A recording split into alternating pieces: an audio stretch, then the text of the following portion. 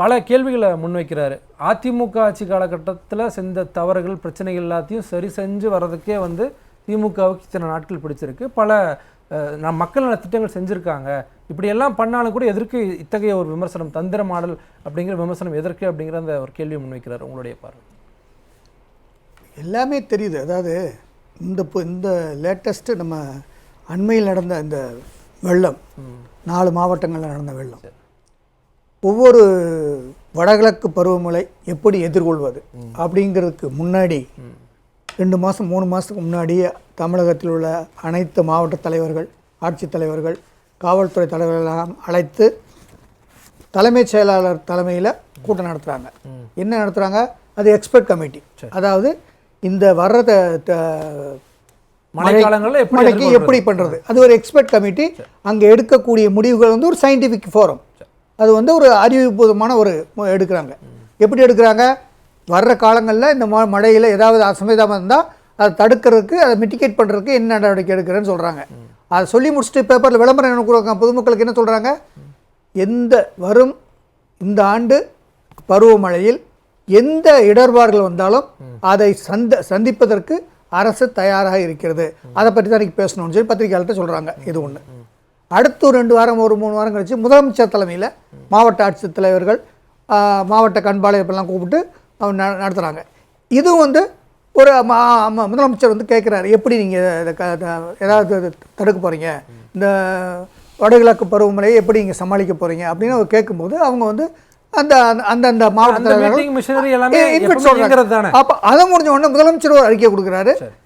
இந்த மீட்டிங் நடந்துச்சு, பல கருத்துக்கள் பரிமாறப்பட்டது. இந்த வடகிழக்கு பருவமழை இந்த வருஷத்தில் உள்ள பருவமழைக்கு எந்த சவாலையும் சந்திக்க அரசு தயாரிக்கிறது அப்படின்னு பொதுமக்களுக்கு சொல்றாரு. அது இப்போ முதலமைச்சருடைய கடமை சொல்றாரு. இப்போ இதுல இருந்து என்ன தெரியுது? நம்ம பொதுமக்கள் நம்ம என்ன தெரிஞ்சுக்கணும்? எதிர்கட்சியை விட்டுருங்க, பொதுமக்கள் என்ன அரசு தயாரா இருக்கு. அப்போ என்ன பண்றாங்க? அவங்க டெக்னிக்கல் கமிட்டி மீட்டிங் போட்டிருக்காங்க, இன்ஃபர்மேஷன் வாங்கியிருக்காங்க. அப்போ ஆட்சியாளர்லாம் மீட்டிங் போட்டு இது வச்சிருக்காங்க முதலமைச்சர் தலைமையில். அப்போ முதலமைச்சர் தலைமையில் நடக்குதா, அது ஒரு இம்பார்ட்டன்ஸ், எக்ஸ்ட்ரா கேர் எடுக்கிறாங்க. இப்படி அவங்க அறிக்கையும் கொடுக்குறாங்க. கொடுத்த பிறகு நமக்கு எல்லாத்துக்கும் தெரியும், தமிழ்நாட்டுக்கு மட்டுமல்ல இந்தியாவுக்கும் எல்லாமே தெரியும், குளோபல் வார்மிங், க்ளவுட் பஸ்டிங்.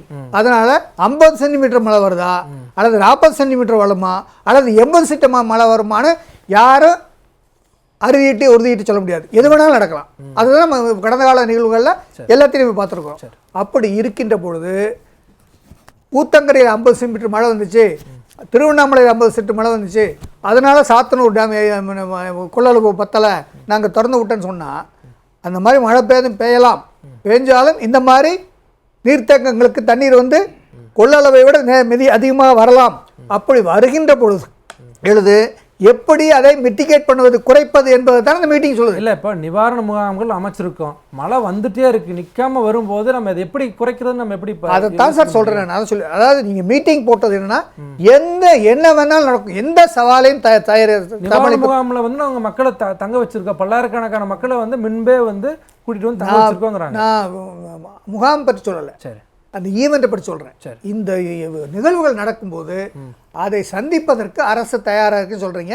அதுக்காகத்தாங்க நீங்கள் ஆன்டிசிபேட் பண்ணியே முன்னேற்படி அந்த நிகழ்வுகளில் எக்ஸ்பர்ட் கமிட்டி போட்டு அதை ஆய்வு செஞ்சு அதை ஒரு மெஷர்ஸ் எடுக்கிறீங்க, முன் நடவடிக்கை எடுக்கிறீங்க. அப்படி இருக்கின்ற பொழுது இவ்வளவு மழை பெய்யும் என்று நம்ம வந்து யாருமே சொல்ல முடியாது. சரி, அப்படி இருக்கும்போது இந்த மாதிரி மழை வந்துட்டால் இதை எப்படி குறைப்பது என்பதை எங்கே கோட்டை விட்டீர்கள்? சரி, நான் அதை கேட்குறேன். அடுத்த கேள்வி உங்ககிட்ட முன்வைக்கிறேன். குறிப்பிட்ட எதிர்க்கட்சி தலைவராக வந்து செயல்படக்கூடிய விஷயங்கள்ல 3.5 ஆண்டுகள்ல பெரிய சுணக்கம் இருந்துச்சு. இப்பதான் வந்து தொடர்ச்சியான பேட்டிகள், தொடர்ச்சியான அறிக்கைகள், ஃபீல்டுக்கு போறாரு அப்படிங்கிற அந்த விஷயங்கள் எல்லாமே இருக்குல்ல, அந்த மாற்றத்துக்கான காரணம் என்ன? எதிர்க்கட்சிங்கிற அந்த இடத்த பிடிக்கிறதுக்கு நிறைய நபர்கள் வந்துட்டாங்களா அப்படிங்கிற கேள்வி இருக்கு. அது நம்ம சொல்ல முடியாது. ஒரு எதிர்க்கட்சி தலைவருடைய வேலை வந்து செயல்பாடுகளே, அதாவது செயல்பாடுகள் வந்து தேர்தல் நெருங்க தான் எதிர்க்கட்சியுடைய செயல்பாடுகள் வரும். ஒவ்வொருத்தரும் ஒரு ஸ்ட்ராட்டஜி எடுப்பாங்க. அதை வந்து நம்ம வந்து ஒரு விவாதம் இடத்துல சொல்ல முடியாது. அதாவது அவங்களுடைய எதிர்க்கட்சி தலைவர்களுடைய அவங்களுடைய கணிப்பு, அரசியலுடைய அவங்க எப்படி போகணும், எப்படி நடக்கணும், என்ன திட்டத்தை எப்போ முன்னெடுக்கணுங்கிறது அது அவங்களுடைய இது ஸ்ட்ராட்டஜிக்கு உட்பது, யூகத்துக்கு உட்பது. சரி. அதை நம்ம விவாதிப்பது வந்து அதுக்கு ஒரு கருத்து சொல்லுவதோ அல்லது ஒரு காரணம் கற்பிப்பதோ அது உகந்ததாக இருக்காது. நாட்டில் இன்னைக்கு ஆசிரியர்கள் போராட்டம், அரசு ஊழியர்கள் போராட்டம், நடத்துனர்கள் போக்குவரத்து தொழிலாளர்கள் போராட்டம், அப்புறம் வந்து தொழிலாளர்கள் போராட்டம், மருத்துவர்கள் போராட்டம், இப்படி எல்லா இடத்துலையும் போராட்டம் நடக்கும்போது எங்கேயும் வேகன்சி வந்து ஃபில்அப் பண்ணலை, எல்லாம் கான்ட்ராக்ட் தொழிலாளியாக இருக்காங்க. அப்புறம் வந்து இப்படியெல்லாம் பிரச்சனைகள் இருக்கும்போது நீங்கள் ஒரு 3 திட்டத்தை அறிவிச்சிருக்கீங்க. மகளிர் உதவித்தொகை கொடுக்குறீங்க, ஏற்றுக்கிறோம், பாராட்டுகள். அடுத்து வந்து மாணவர்களுக்கு ஊக்கத்தொகை கொடுக்குறீங்க, பாராட்டுகள். இன்னொன்று ஏதாவது ஒன்று கொடுக்குறீங்க, ரைட், ஓகே, இதெல்லாம் ஓகே தான். ஆனால் அன்றாட ஒரு மக்களுக்கு என்ன தேவை? பொது சுகாதாரம் எப்படி இருக்கு? தமிழகத்தில் பொது சுகாதாரம் ரொம்ப மோசமாக இருக்குது. வர வர நம்ம எல்லா நிகழ்ச்சியும் பார்க்குறோம் இல்லையா, எல்லா இதையும் பார்க்குறோம் இல்லையா. ஸோ இதையெல்லாம் அடிப்படை தேவைகளை வந்து நீங்கள் முதல்ல செஞ்சுட்டு அடிப்படை தேவைகளில் அன்றாட மக்களுக்கு, அன்றாட ஏழைகள் மக்களுக்கு பாதிப்பில்லாத மாதிரி நீங்கள் ஒரு நடவடிக்கை எடுத்திருந்தா இந்த பிரச்சனைக்கு ஒன்றும் ஆளுங்க வந்து யாரும் சொல்ல மாட்டாங்க. இதுதானே பிரச்சனையாக இருக்குது. அப்போ நீங்கள் 3.5 வருஷம் ஆண்டதில் 3 திட்டங்களை தவிர நீங்கள் சொன்னதில் என்ன திட்டம் சாத்தியப்பட்டிருக்கு? அப்போ அதை எதிர்கட்சி சொல்லத்தான் செய்வாங்க. அதுக்கு நீங்கள் வந்து பொறுப்பாக அதை சொல்லுங்கள். இதை செஞ்சுருக்கோம், இதை செய்ய முடியல, இனி வருங்காலத்தில் செய்வோம், இன்னும் 1.5 வருஷம் இருக்குது, இனி செய்வோம், இன்னும் 6 மாதத்தில் இந்த திட்டம் சொல்லுவோம், அதே மாதிரி இன்னொரு 6 மாதத்தில் அந்த திட்டம் சொல்லுவோம், ஏதாவது ஒன்று சொல்லுங்க. இல்லையா? அதே மாதிரி இபிஎஸ் அவர்களுடைய செயல்பாடு வந்து மக்களை நோக்கி இருக்கு அப்படிங்கிறீங்க நீங்க. ஆமாம், அவங்க மக்களை நோக்கி இருந்தால் தான் அடுத்த தேர்தல் சந்திக்க முடியும். எந்த எதிர்கட்சிகள் அந்த இடத்தை பிடிக்கிறதுக்கு வந்து அண்ணாமலை அவர்களோ இல்லை விஜய் அவர்களோ சீமான் அவர்களோ அடுத்தடுத்த தொடர்ச்சியான போராட்டங்கள் பேச்சுக்கள் வந்து பிடிச்சிடறாங்க. தேர்தல் ஓடுதளத்தில், தேர்தல் என்கிற ஓடுதளத்தில் எல்லா ஓட்டப்பந்தய வீரர்களும் இருப்பார்கள்.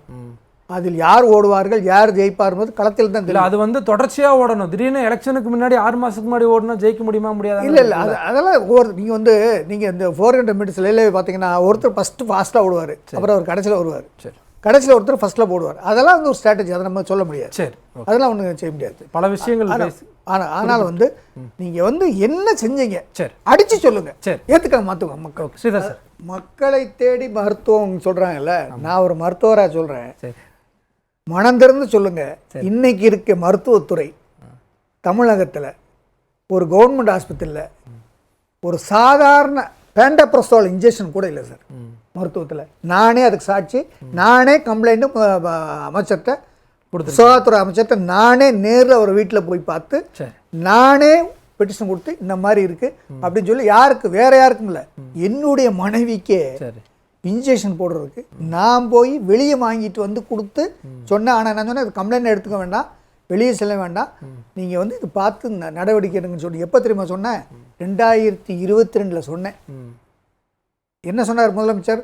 பொதுமக்கள் பெட்டிஷனை நீங்கள் கொடுத்தீங்கன்னா 1 மாதத்துக்குள்ளே நாங்கள் வந்து அதை நடவடிக்கை எடுக்க முடியுமா, எடுக்க முடியாதா, அதுக்குண்டான பதிலை நான் உங்களுக்கு சொல்லுவேன்னு சொன்னார். இல்ல, மருத்துவத்துறை சார்ந்து திரு இபிஎஸ் வைக்கக்கூடிய கருத்து நான் எதை சொல்றேன்னா, மக்களை தேடி மருத்துவம்னு சொன்னார்ல, அதான். நீங்க பேர் வச்சிருக்கீங்க, ஒவ்வொன்றுக்கும் பேர் வச்சிருக்கீங்க, ஒரு சிலர் செய்யறீங்க, நாங்க இல்லைன்னு சொல்லலை. சரி, நீங்க செய்யறது இல்லைன்னு சொல்லலை.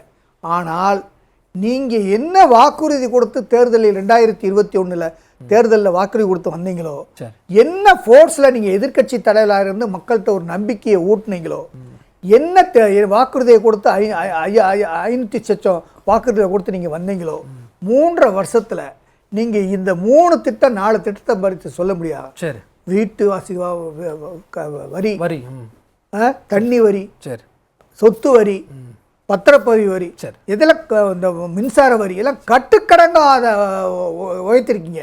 இதையெல்லாம் நீங்கள் வந்து ஒரு நல்லாட்சின்னு சொன்னீங்கன்னா, நீங்கள் இதை நல்லாட்சின்னு சொல்லி நீங்கள் 2026 தேர்தலுக்கு வாக்குகளை கேளுங்க. உங்களுக்கு மக்கள் வாக்களித்தா வாக்களிச்சாங்கிறது அவங்களுடைய 24 வாக்குகள் கேளுங்க. நீங்கள் தப்பு இல்லை, நாங்கள் இதெல்லாம் செஞ்சுருக்கிறோம் அப்படின்னு சொல்லி மக்கள்கிட்ட வாக்கு கேளுங்க.